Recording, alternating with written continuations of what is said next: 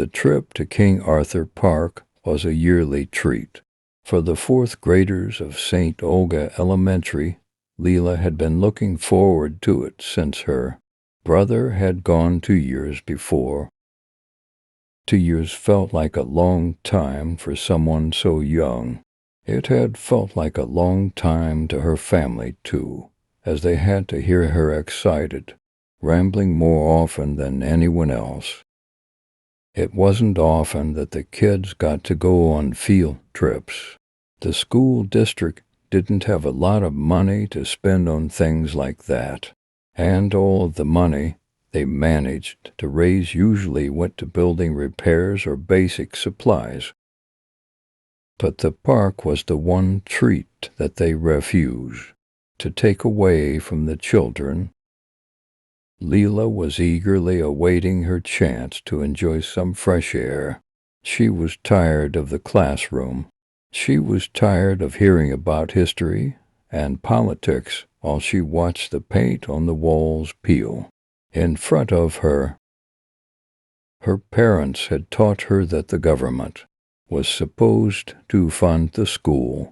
How was Lila supposed to sit and learn about how great they were when they failed the one job that she knew they had? Lila hated how powerless she felt. She was just a child.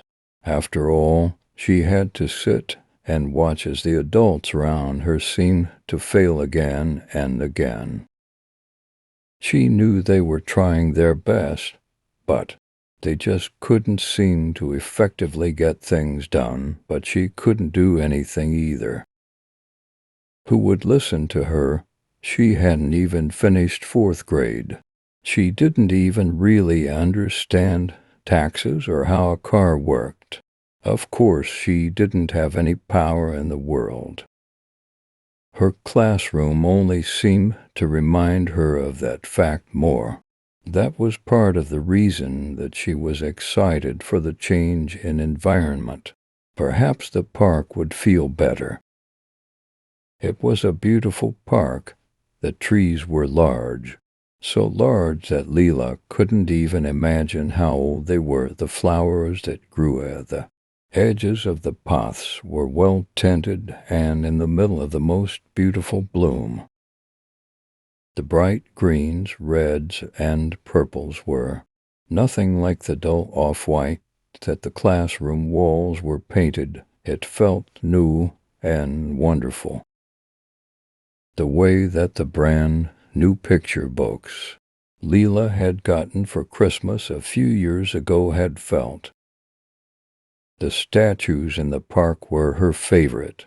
They seemed to call to her as her teachers lectured about food chains and water cycles. The old, cracking stone felt familiar to her in a way that she couldn't begin to understand. The moss that grew across them seemed far more interesting than the carefully cultivated flowers around her. She wanted to run her fingers across the cracks in the stone, but she knew better than to wander off when she was supposed to be paying attention to her teacher. By the time lunch came around, she had decided on a statue that interested her more than any of the others. It was the hilt of a sword sticking out of a raw and carved chunk of stone. It looked so detailed that she might have almost thought it was real, if only it hadn't been carved out of the same stone that it was resting in. She understood why it was there, of course. She had heard the story of King Arthur and the sword in the stone. It was fitting that a statue like that would be in the park, named after that mythological king. But something about that statue drew her in. She could have sworn she saw something glimmer where it looked like there was supposed to be a gem. She wanted to get a closer look. She knew she wasn't supposed to touch the statues, but she also knew that her teachers weren't going to be paying very close attention during the lunch break. They had their own lunches to eat, and there just weren't enough of them to effectively keep an eye on all the children. She grabbed her lunch from the cooler that her teacher had brought. It was a brown bag with a sandwich and an off-brand juice box. She had wanted to put more snacks in that morning, but her mother had forgotten to buy any of the ones that Lila actually liked.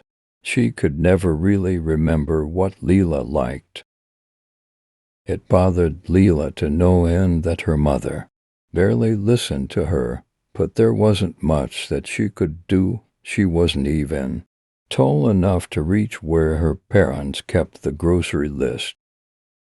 She wasn't going to eat lunch anyway. She was too fixated on the statue to remember to eat.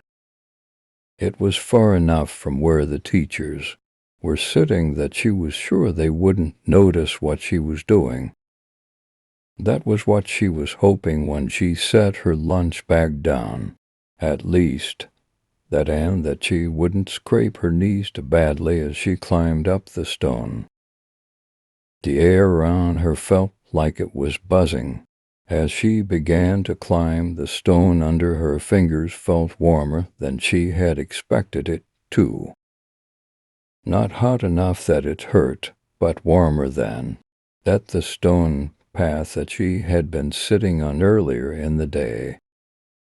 She was surprised when she was actually able to reach the hilt.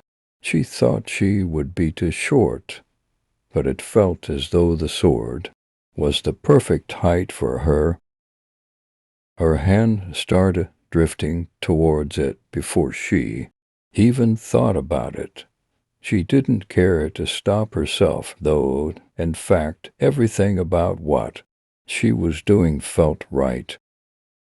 When her palm met with the stone of the hilt, the illusion started falling away. The sword was real. It was shining metal and gorgeous gems.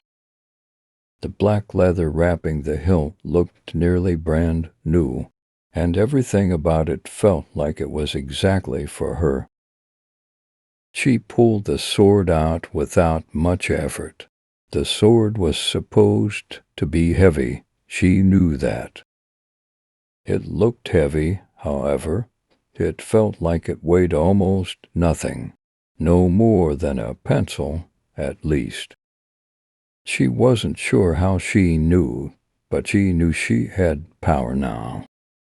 She didn't know what kind or what she could actually do with it, but she could feel the power in every fiber of her being. And she knew what she wanted to do with it. She knew all the things that she wanted to fix, and she knew that she wasn't going to fail.